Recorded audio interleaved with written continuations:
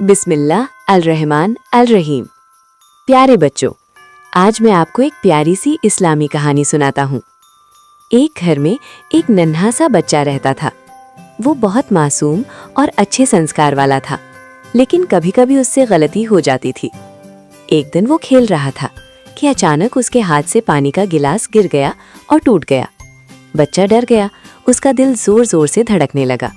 वो सोचने लगा, अगर मैं सच बोलूं तो माँ डांटेंगी, या अगर मैं झूठ बोलूं तो बच जाऊंगा। थोड़ी देर बाद माँ कमरे में आई और पूछी, ये गिलास किसने तोड़ा? बच्चा कांपते हुए आगे आया, आंखों में आंसू थे और धीरे आवाज में बोला, माँ मुझसे गलती हो गई है, गिलास मैंने तोड़ा है। माँ ने बच्चे को गले लगाया और मुस्कुराकर कहा, बेटा मुझे तुम पर गर्व है। जो सच बोलता है अल्लाह उससे खुश होता है। बच्चा खुश हो गया, उसका डर खत्म हो गया। सबक, प्यारे बच्चों, हमें हमेशा सच बोलना चाहिए, क्योंकि सच बोलने वाला अल्लाह का प्यारा बंदा बन जाता है।